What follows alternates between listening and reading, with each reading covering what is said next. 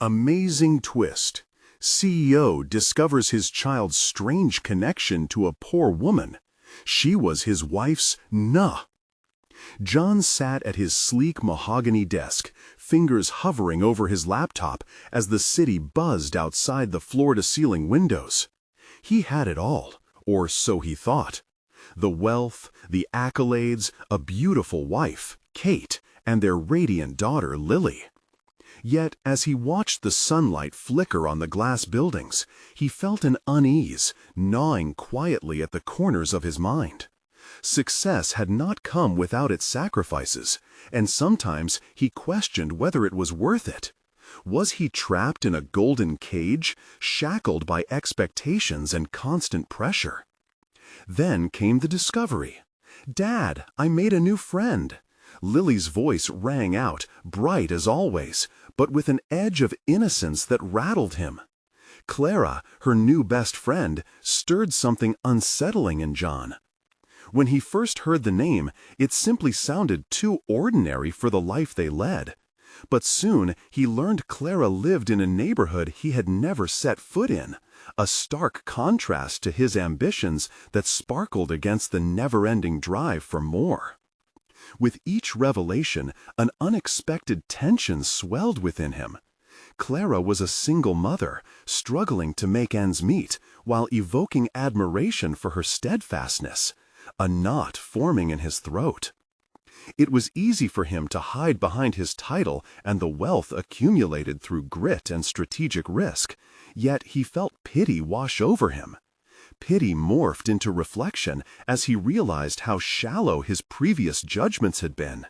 He didn't know Clara, yet a judgment had been cast before knowing her story. Before we continue, I need to tell you about something important that's happening. YouTube has been making changes to the system, and many people are losing notifications from channels they follow. If you're enjoying the content, click the bell and mark all notifications so you don't miss the next videos. And if you can leave a like, it really helps with reach. Seriously, it makes a difference. Oh, tell me in the comments where you're watching from. I'm always curious to know who's on the other side of the screen. Now, let's continue. As the clock ticked, urgency filled the air when John learned that Clara's daughter faced a medical emergency. Reluctance enveloped him. Could running a successful business and extending a hand to someone like Clara coexist? With Kate by his side, compassion wrestled against his obligation to his own company. What were the qualifications for success, and was he set to exploit Clara's skills to bolster his startup? The world felt treacherous. Confusion fell upon him, mingling with fear, forcing him to confront the weight of possible consequences. In the depths of this moral quandary, another revelation crashed through. Clara was Kate's long-lost half-sister. The knowledge shuddered through him, splitting open his preconceived notions. Family ties, severed and unattached, now threatened to upend their lives, rolling out a complicated web of loyalty and integrity. The room blurred as he processed Clara's unfulfilled dream of tech, an ambition that now seemed achingly distant. John felt the pressure mount. The weight of responsibility moved from the corporate boardroom to what it meant to truly support someone in need. As they navigated through this emotional upheaval, John's heart raced. Each choice felt monumental, a critical drift against his professional success and the fragile connection forming in the air. Standing at this crossroads, John's mind became a storm of doubt and fear.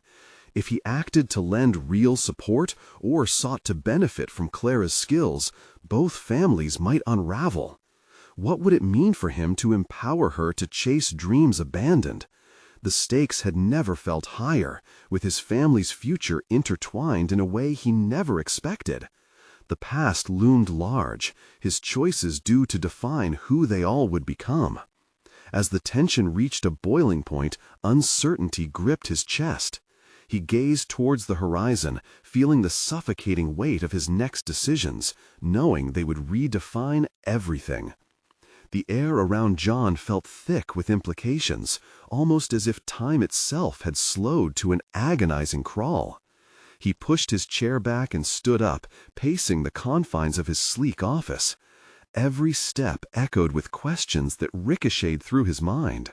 How could he possibly reconcile his prosperous world with the struggles of Clara, a woman he had dismissed without a second thought? Was he the man he always claimed to be, or merely a product of privilege? Images of Clara's situation flashed before him, the stakes escalating with every remembrance.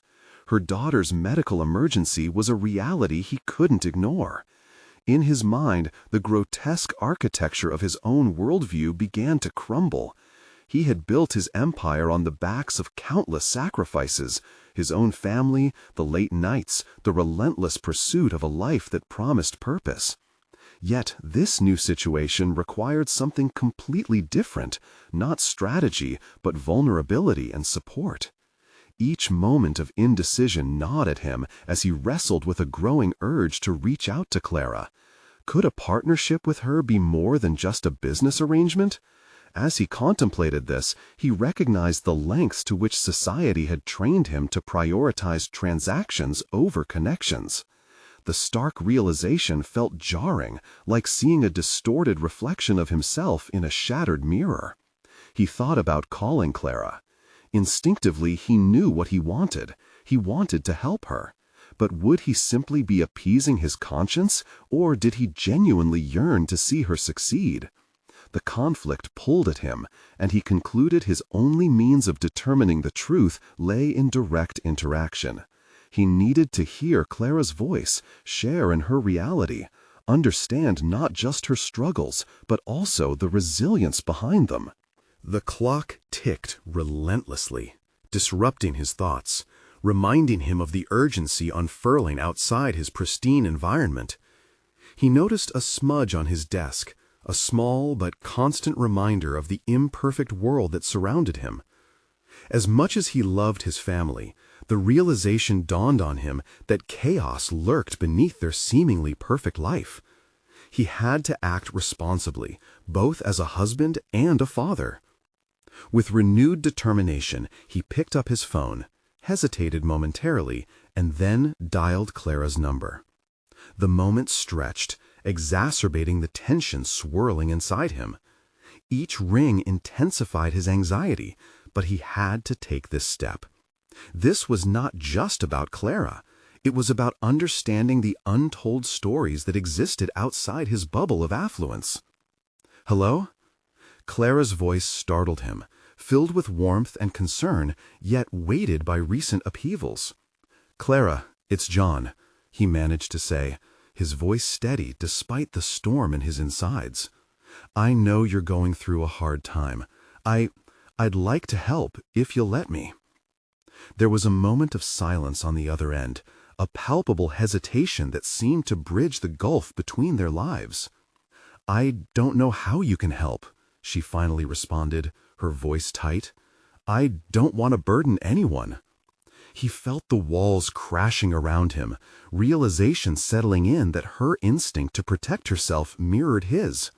"But we're family," he insisted, the word landing heavily between them. As they spoke, vulnerabilities were laid bare like tender wounds exposed to the air, each moment reinforcing shared humanity rather than success defined by external metrics. John began to sense the potent strength of connection. But as Clara shared her struggles, her dreams and fears, he could feel something even deeper emerging, a yearning to not only assist her, but to learn from her resilience. Their conversation shifted from a surface layer of necessity to the undercurrents of aspiration and hope, intertwining their stories in a way he had never anticipated. John hung up with a heart full of purpose, yet his mind raced. He stood at the precipice of change, knowing glimmers of potential escaped him if he merely reverted to his comfortable rut. The future felt uncertain, yet the call with Clara had sparked a flicker of inspiration within him, something profound, something entirely uncharted. What would this journey mean for his professional life? As the implications settled in, he envisioned the immense impact that could arise from empowering someone so deeply overlooked. The weight of their conversation sat heavy in the air, demanding he follow through, to embrace the challenge woven delicately into their newfound relationship. As the sun dipped below the horizon, shrouding the cityscape in ominous shadows, John felt a familiar chill, a reminder that he was far from control. Would his efforts to mend his own shortcomings lead to greater problems? One thing was certain: the choices he made now would resonate far beyond their current lives. Each connection, every act of kindness had the potential to reshape their destinies. In the silence of his office, resolution surged through him, and as he looked out at the darkening vista, he knew one fact remained: time was running out, and every decision propelled him toward an inevitable confrontation with himself and, ultimately, toward Clara and her unfulfilled dreams. What lay before him was a choice between preserving the status quo or venturing down an unmarked path of growth and discovery. The moment of truth was merely a breath away. The night deepened as John sat at his desk, the shadows lengthening with the weight of unresolved questions. Clara's voice echoed in his mind, a haunting melody that tugged at his consciousness, stoking the embers of uncertainty beneath his seemingly composed exterior. He had crossed a threshold. The decision to reach out to her had ignited not just a flicker of hope in her heart, but a burgeoning sense of purpose within him. He could no longer brush aside the implications of their conversation. The business world had become a sterile arena where connections were often transactions, stripped of intimacy and authenticity. Now, more than ever, the stark divide between his life and Clara's felt unbearable. He recognized that his ascent in the corporate ladder, guided by metrics of success and profit, had inadvertently fostered an empire of isolation. He had lived in a vacuum, shielded by privilege, while ignoring the very human struggles that pulsed just outside his door. In the days following their call, clarity began to permeate his thoughts. He envisioned a path different from those he had carefully plotted before, a venture built on collaboration rather than competition. The professionals around him had always celebrated cutthroat tactics, but Clara's situation beckoned him to embrace cooperation as strength rather than weakness. What if their partnership could defy expectations, transforming both their realities in a manner he had never dared to imagine? He plunged into a whirlwind of planning. Memorandums and proposals spilled from his fingertips, fueled by newfound resolve. This time, he wasn't chasing hollow accolades, but focused on a mission that could redefine what success meant for him. He envisioned a program that not only assisted Clara, but also uplifted others in her community, creating a ripple of empowerment. It was a test of his very being, a moment where he had the potential to shatter the boundaries of his past. John's office became a sanctuary of inspiration. Floor-to-ceiling windows revealed the city he had once viewed as an abstraction, now heartbeat and landscape filled with possibility. He dissected systems of aid, reached out to nonprofits, and collaborated with passionate individuals invigorated by purpose.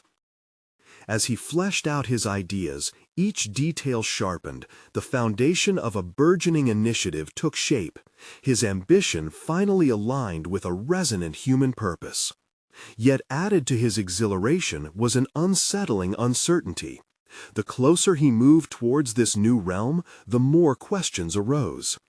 Could he muster the courage to face potential backlash from his colleagues? He understood the implications of fortifying partnerships with a woman on the fringes of society. He could picture the skepticism etched on the faces of his peers and the friction of their reproach lingering in boardroom discussions. With every step, a riveting moral dilemma unfurled. Was he willing to risk reputation and comfort to bridge a chasm that had previously seemed insurmountable? As he stood on this precipice of professional transformation, he found himself wrestling with the contrasting forces of self-interest and altruism. Even within his expansive view, he could not anticipate the depth of scrutiny he would encounter, not just from others, but from himself. In a rare moment of self-reflection, he questioned whether his intention stemmed from genuine desire or an insatiable need for redemption. Perhaps he was still ensnared by the desire to be viewed as a savior rather than a collaborator. If Clara succeeded, would that validation fill his emptiness, or would embracing vulnerability mean facing the insecurities he had long buried? As daylight broke, infusing his office with a golden hue, John sensed a shift within himself.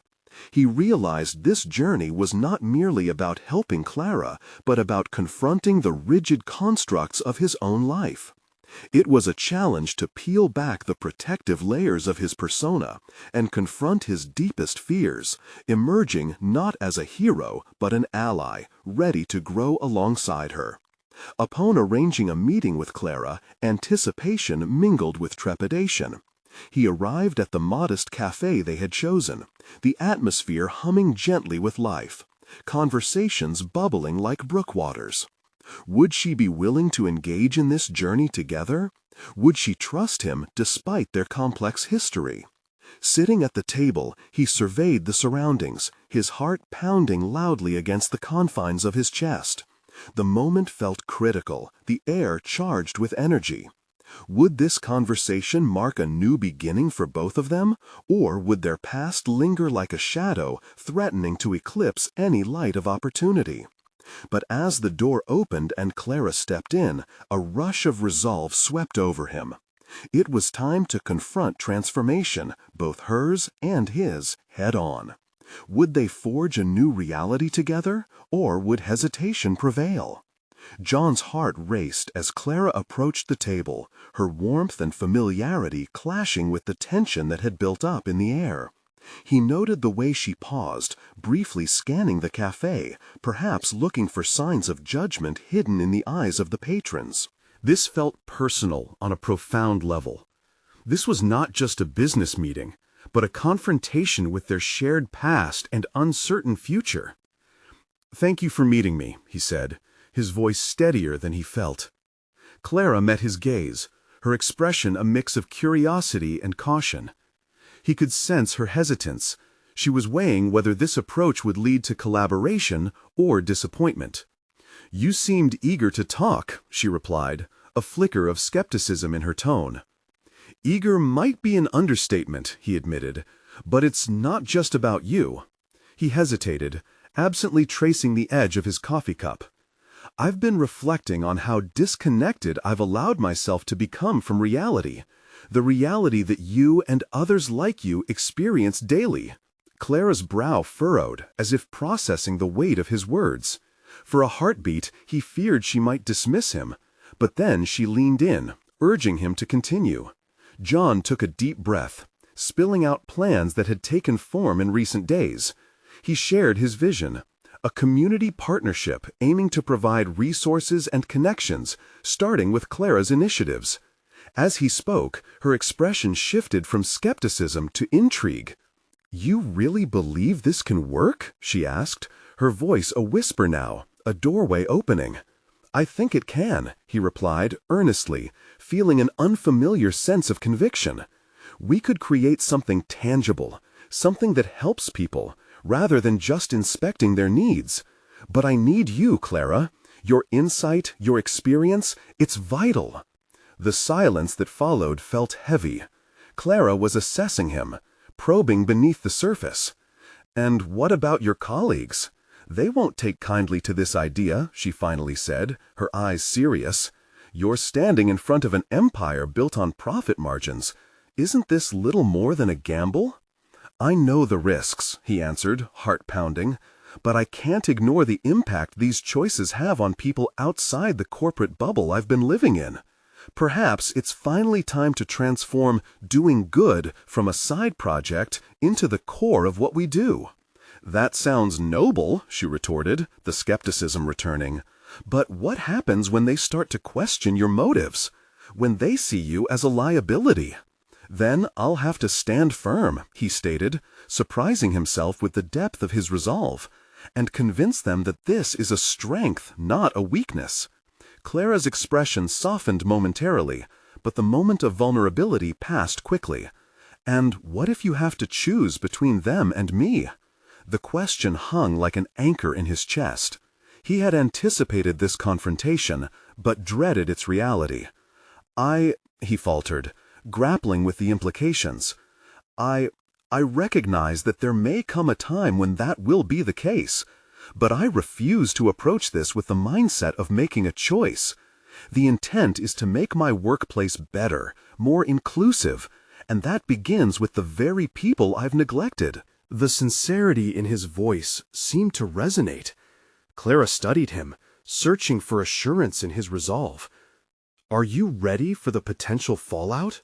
More than anything, I want to be part of a solution, he replied, determination solidifying in his core. But I need your partnership to make it real. It's about more than redemption. It's about dismantling the barriers I've upheld. For a moment, silence enveloped them, pregnant with possibilities and fears unsaid. Clara's gaze drifted out the window, contemplating the life outside the confines of their conversation. John held his breath, wondering if she could sense the shift within him, if she could recognize that this wasn't merely an ambitious plan, but a deeply personal journey for both of them. Suddenly, she pulled back from her reverie. If we do this, it'll require me to trust you, fully. Are you prepared to earn that trust, John? He nodded, his heart racing. I'll do whatever it takes. But as Clara leaned back, lost in thought, John felt a pulse of doubt gnawing at him. Could overcoming the cynicism surrounding their collaboration even be the real challenge? Just then, his phone buzzed in his pocket, piercing the atmosphere. The message flashed on the screen, a reminder of the board meeting later that day, a stark reminder of how far removed he still was from this new path he envisioned, with obstacles lurking around every corner. As he looked up to face Clara, a knot added to his uncertainty. Would his commitment truly extinguish the shadows they'd both faced, or were the shadows merely beginning to reveal themselves? The air thickened between them, pregnant with unspoken fear and aspiration. Would this alliance become the transformative bond they both desperately needed, or were they stepping too close to a cliff's edge? It was time for John to confront the very real fallout lurking in the shadows of the corporate world. John's mind swirled as he stepped out of the cafe, the scent of coffee mingling with the cool, crisp air. The conversations he'd just had with Clara reverberated through his thoughts, each word sharpening the weight of his intentions. As he walked toward the office building, self-doubt crept in, battling against the robust conviction he had felt while speaking with her. Was he truly ready to challenge the status quo? The imposing glass facade of the high-rise reflected his troubled expression. He had spent years steeped in the corporate culture that thrived on metrics and profit margins, often overlooking the very issues Clara had laid bare before him. Today's meeting had opened a window into a different reality, one where ethical responsibility wasn't relegated to the shadows of their agendas. He recalled her question, "What happens when they see you as a liability?" The thought of confronting the board filled him with trepidation, but he knew he couldn't back down. He was a senior executive.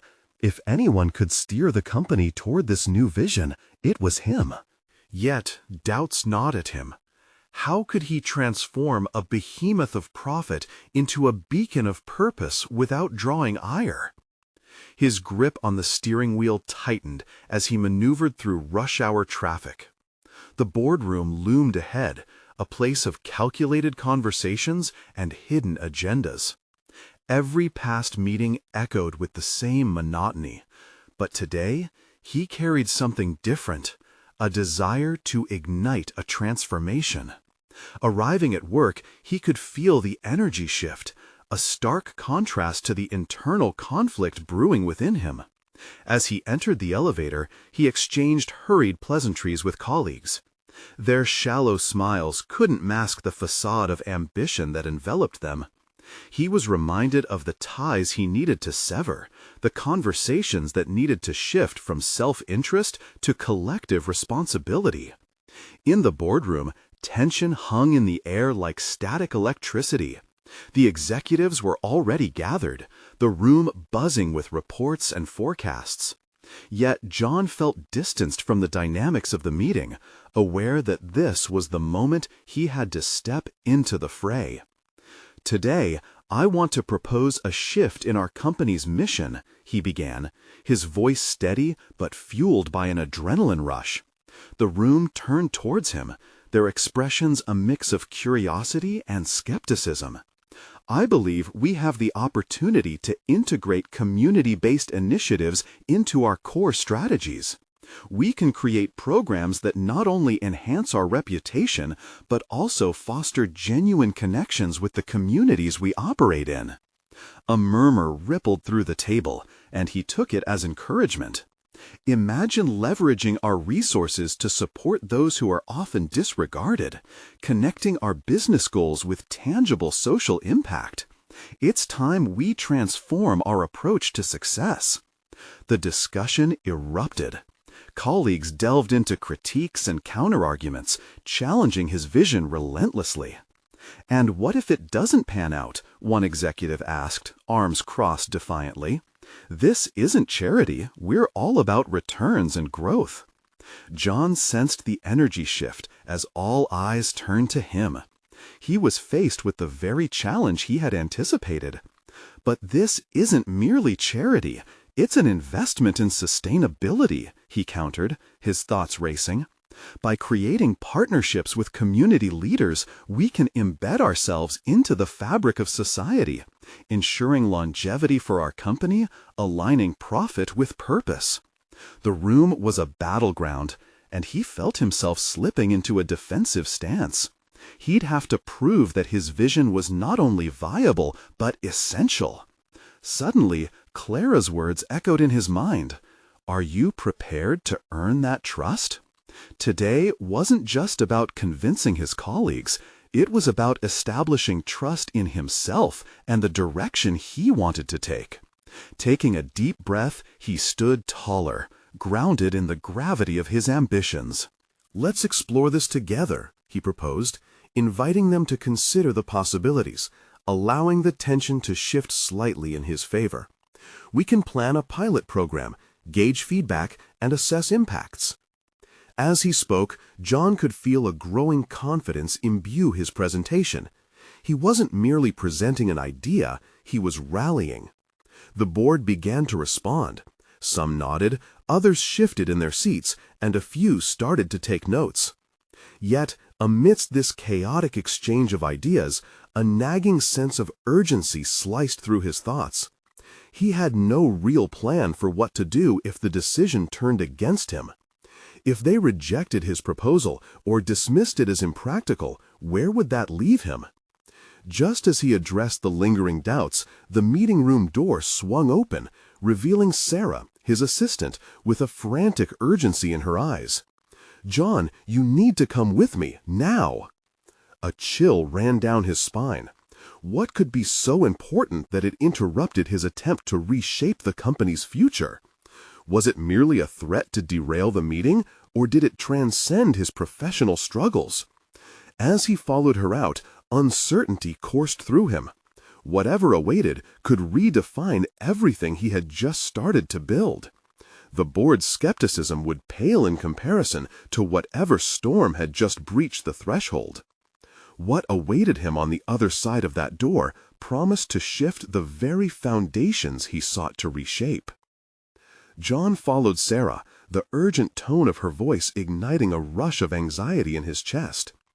As they maneuvered through the bustling office, the distractions of ringing phones and chatter faded into the background.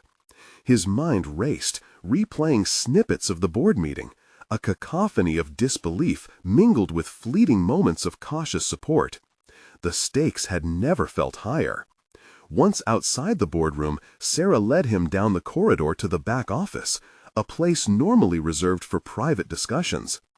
The air felt stagnant, almost heavy with anticipation as he entered. He sensed Sarah's unease, a tension that pulled tight around them, the urgency in her demeanor now palpable. "What's going on?" he asked, forcing his voice to remain steady despite the knot forming in his stomach. She hesitated for a fraction of a second before speaking, an unusual crack in her usual composed facade. "It's about an incident at the community center, an accident. They need your immediate attention." John's heart sank. Community relations were a vital aspect of his new vision, the very foundation upon which he wanted to build. What happened?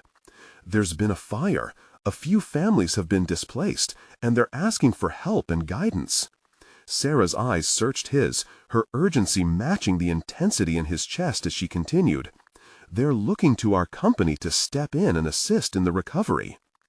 The weight of her words echoed in his mind, colliding with every ambition and doubt he had just declared in the boardroom. Here was the crossroads, an immediate chance to put his ideas into action. This was no larger strategy, no whiteboard initiative for metrics and forecasts. It was a human necessity that called for empathy and support. "Let's go," he said firmly, his voice taking on a new resolve. He felt the adrenaline surge through him, overshadowing the hesitations that had consumed him moments ago. This was the moment to act, to be the leader he had spoken about. As they arrived at the community center, the atmosphere struck him like a tidal wave. The smell of smoke mingled with cries for help, the sounds of chaos creating a visceral backdrop that struck at the core of his being. John could see families gathering. His heart ached to see their distress. He took a measured breath, assessing the scene. He realized he needed to be more than just a corporate executive here. He had to become a catalyst for healing, a role he had never envisioned for himself. As he approached the families, he felt the tremors of vulnerability radiate from them, matching the tremor in his own chest. "Hello, I'm John," he introduced himself, forcing a calmness into his tone. "We're here to help.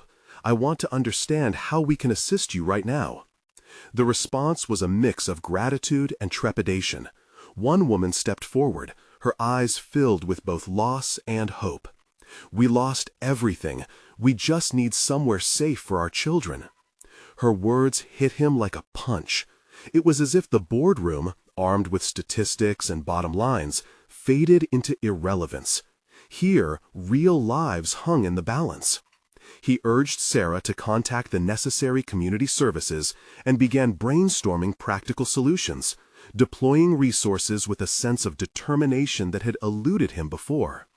He coordinated with relief organizations, using his connections to channel immediate assistance, offering funds, shelter, and emotional support. In that moment of chaos, John felt the tide of self-doubt recede, replaced by an instinctual drive and a surge of purpose. He was no longer merely an individual yearning to shift a company's mission. He had become a pivotal point for many people's lives. As the hours passed and the situation began to stabilize, a sense of quiet settled in the chaos. John felt the exhaustion curling at the edges of his mind, yet there remained a simmering energy within him, a renewed commitment to intertwine business with genuine humanity. Yet just as he began to process what had transpired, a local journalist approached him, her notepad at the ready. "Mr. Taylor, could you share your thoughts on how our local businesses can come together to support the community in crises like this one?" That familiar knot tightened in his gut again. All those boardroom encounters flashed through his mind, theories of expenditure and growth, debates on profit margins. Those pale compared to what now lay ahead of him. Was he truly prepared for the media spotlight, for accountability, for the reality of bridging two worlds? We're just beginning to understand," John replied, his voice steadier this time, steeped in sincerity. "But I believe that together we can challenge our priorities and turn tragedy into action." As he wrapped up and moved away, a swirl of emotions enveloped him. The moment felt pivotal, thrusting him deeper into his aspirations, but also into the uncertainty of what would come next. Changing a company's mission was one thing. Seeking a true connection to the very essence of what it meant to be a responsible leader was another. As the sun set, casting an orange hue over the charred remnants of the community center, John pondered how to balance this new role. Would he have the courage to weave a narrative that melded corporate intent with a heartfelt, sustainable commitment? Or would the pressures of the boardroom derail him again? Before he could answer, Sarah returned, pale and breathless. "John, you'll want to hear this. There are some serious ramifications coming from the board regarding today's actions." His heart pounded as he looked at her. What had he unleashed, and would it tear apart the frail thread he had just begun weaving together? John's pulse raced as Sarah's message settled over him like a heavy cloud. "What do you mean by ramifications?" he pressed, his mind already racing ahead to the possible consequences of his actions at the community center. She took a deep breath, gathering her thoughts. "Some board members aren't pleased. They see your involvement as a distraction. They worry about resources being diverted away from our quarterly targets."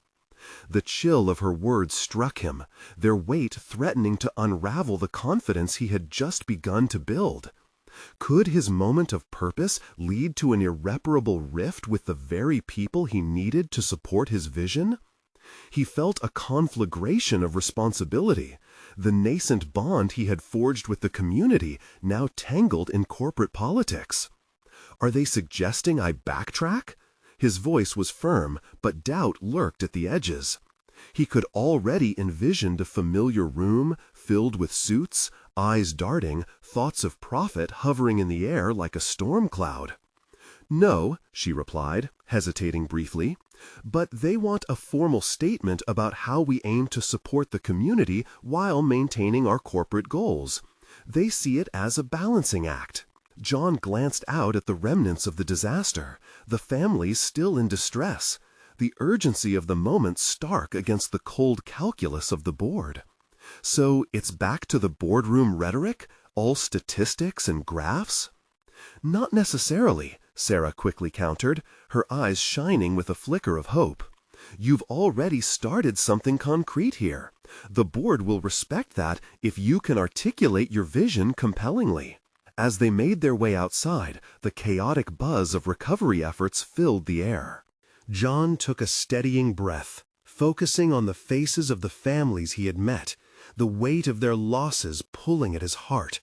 He couldn't allow the discussions about fiscal responsibility to overshadow the very real human impact he had witnessed. "Then I need to make my argument clear," he replied, determination surging through him. "Not just for me, but for them." With a speed born from adrenaline, John began to draft his message. It wouldn't be just another sterile corporate memo swallowed in the sea of jargon. It would be a manifesto, a rallying point that married compassion with corporate strategy. He envisioned producing a document that emphasized collaboration with local organizations and integrating community resilience into the company's framework. As he walked back to his office, he replayed the key points in his head. The need for empathy and service could enhance his company's reputation and strengthen relationships, all while making a tangible difference. It would appeal not only to the higher executives, but also to the principles that he was slowly realizing mattered most to him. Despite the looming scrutiny from the board, John recognized an unexpected sense of power blossoming. He wasn't just reacting to a moment, he was carving a path. He could be a bridge between the boardroom and the community, the embodiment of the change he wanted to create. But as he neared his office, a darkness flickered at the back of his mind. Would his board be amenable to a changed focus? Would they support his vision when it threatened their conventional approach? Discovering that balance felt monumental, yet fear clawed incessantly at the edges of his resolve. As the words began to take shape on the page, a feeling of uncertainty mingled with anticipation. This was not just a test of his business acumen, it was a challenge to his very integrity as a leader. Before he could finalize his thoughts, his office phone rang. John, it was Mark, his second in command, urgency clear in his voice. "I just heard from the board. They want to meet immediately. They're not happy." John's stomach twisted into knots. What happened? "You need to be prepared for a confrontation. They're questioning your commitment and actions out here," Mark said. Realization struck him hard. He could either defend a corporate status quo that felt increasingly hollow, or stand tall for what he believed in. The moment had arrived. Would he choose to defend his newfound purpose, or would he retreat in the face of opposition? As he prepared to gather his thoughts for the meeting, that impending confrontation loomed in the foreground of his mind.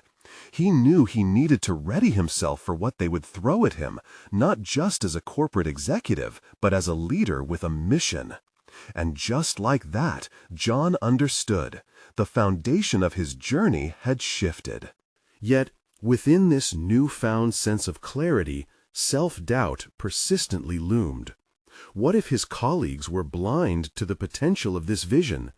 What if the very people who surrounded him were incapable of transforming their perspectives? The thought echoed like a mantra, each repetition sowing seeds of hesitation. Seated across from him in the boardroom, the primary antagonists would likely wear their best poker faces, trying to gauge his resolve. Should he stand firm and embrace the vulnerability of showing his authentic self? Or was it wiser to navigate through their overwhelming skepticism with calculated diplomacy? Time dilated as he crafted his final thoughts. Every presentation had been a performative act, but this would be different. This would be a conversation, an emotional rallying point that required him to lay bare his conviction and hope, all while bracing for whatever onslaught awaited. He finally stood up, heart pounding rhythmically with an edge of fire. A sense of purpose alighted in his chest, dispelling the fog of uncertainty that had clouded his judgment. He clasped the printed document tightly in his hand, knowing the moment had come. His leadership would be defined not only by profits, but by the convictions he chose to uphold. As the boardroom door loomed ahead, an unsettling realization gripped him. If he succeeded, it could spark a revolution of corporate ethics. If he faltered, he might extinguish the flame of genuine change before it ever ignited. This was the moment to either lead or waver. With a swift inhalation, he stepped into the fray, prepared to confront not just the board, but also the intimidating reflection of himself. What truths would they uncover in the leadership fight ahead? Would John emerge with his convictions intact, or would he succumb to the pressure of conformity? The boardroom buzzed with murmurs as John stepped inside, his pulse quickening with anticipation. The austere faces of the board greeted him like stone statues, emotionless and stark. Their glances darted to his hands, clutching the presentation tightly, as if they could gauge his resolve by the strength of his grip. The air crackled with tension, charged with the weight of unspoken expectations. He took his seat at the head of the table, muscles taut, mind racing through the multitude of possible reactions. Would they see his vision or resist it? The question clawed at his resolve, each second nudging him closer to a crossroads. He would either protect his fragile ideals or allow them to be discarded like so many other products of corporate change. As he cleared his throat, a gripping silence filled the room. He initiated with the statistics, those cold figures that had been companions during his sleepless nights. But as he spoke, another layer emerged. He connected the numbers to real lives, weaving the narrative of those he had met outside of work. The stark reality of the financial abyss the community faced suddenly morphed into a human experience, faces that had fueled his newfound passion. But with every story shared, he sensed the board members' skepticism transforming into discomfort. They leaned back, arms crossing, as they absorbed the implications of his words. Here was a man challenging the status quo, and with it the intricacies of profit and loss that had governed their decisions for too long. Their expressions betrayed a mix of disbelief and scorn. John, the sharp voice of Sarah, the board's financial architect, cut through the tension. While your passion is commendable, we have investors to consider. This isn't an emotional endeavor, it's a business. You need to prove the tangible benefits of these ideas. Her words struck like ice water. In that moment, doubt clouded his conviction, and he felt the familiar grip of fear return. His heart raced as thoughts spiraled. Had he miscalculated? Was this heartfelt plea a naive detour? He questioned whether he could bridge the chasm between compassion and commerce. Yet he pressed on, shaking off the shroud of hesitance. Sarah, I understand the need for profitability, but profits rooted in empathy will cultivate a sustainable future, he argued, his voice steadying. People will support a brand that stands with them in hardships. It's not just about revenue today, it's about loyalty tomorrow. This is not merely a call for moral responsibility, it is a strategic advantage positioned for growth. The silence settled in again, heavy with contemplation. He scanned the room, catching eyes that sparkled with interest and others that remained icy and indifferent. Each face held a story of its own, echoing the nostalgia of conflict and commitment, reminding him of the struggles endured in the past. John realized he was standing at a pivotal point, both in this meeting and within himself. Did he truly believe in this vision he espoused? The answer was affirmative, but muddled with uncertainty regarding his colleagues' acceptance of it. Just then, Mark's voice broke through his reverie, a loyal ally who was hoping this path could lead to greater corporate integrity. "So, how do we implement this, John?" he inquired, a hint of curiosity illuminating his features. For a fleeting moment, John's heart swelled with newfound hope. Perhaps this battle could be won.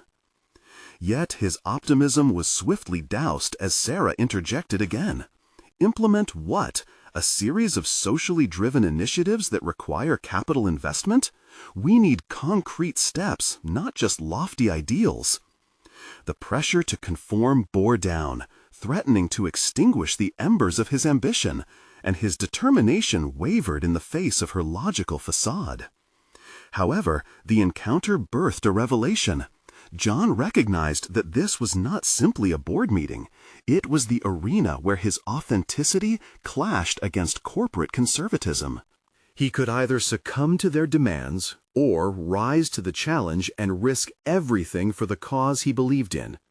With fortified resolve, he prepared to chart a plan that fuses emotional connection with financial viability, a crossroads where they intertwined. But just as he was about to address their concerns, another thought nagged at him, a personal struggle lurking just beneath the surface of his professional facade. Was it selfish to pursue this vision while family obligations and expectations loomed larger than life? The specter of his wife's prior sacrifices, the dreams they had woven, lingered in the back of his mind, a distraction in his pursuit. Would she stand by if the company suffered for the ideals he was prepared to champion? He stood on the precipice of a decision, both personal and professional. What had started as a commitment to the community now morphed into a battle for his own integrity. Would he forge ahead and risk a potential fracture in his marriage, or would he tread the line of caution and protect what he had built? As the members of the board watched him, awaiting his next move, John wondered what depths he would have to plumb within himself to answer both questions with the authenticity he had vowed to nurture. The time to make a decisive choice was upon him, and with it loomed a darker truth. If pushed too far, could he lose everything he held dear? The meeting thundered on, but his mind spiraled deeper into the potential consequences of his actions. The boardroom echoed with the silence that ensued after John's passionate presentation, the gravity of his words hanging palpably in the air. He could feel the watchful eyes of his colleagues scrutinizing his every move, sizing him up against their preconceived notions of what a corporation should be. He had laid bare his aspirations for a new pathway, one that intertwined the essence of empathy with the ruthless drive for profitability. As Sarah continued to challenge him, John's heart raced, compelling him to stand firm. "I understand your concerns, Sarah, but we need to evolve.